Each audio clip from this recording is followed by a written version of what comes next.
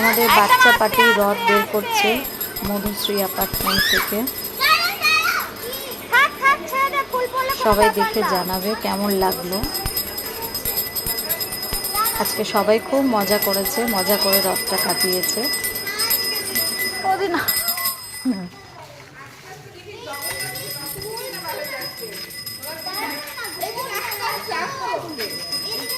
এই এদের একে ডাকো না, মমিতা বৌদিকে ডাক দাও না দিক দিয়ে।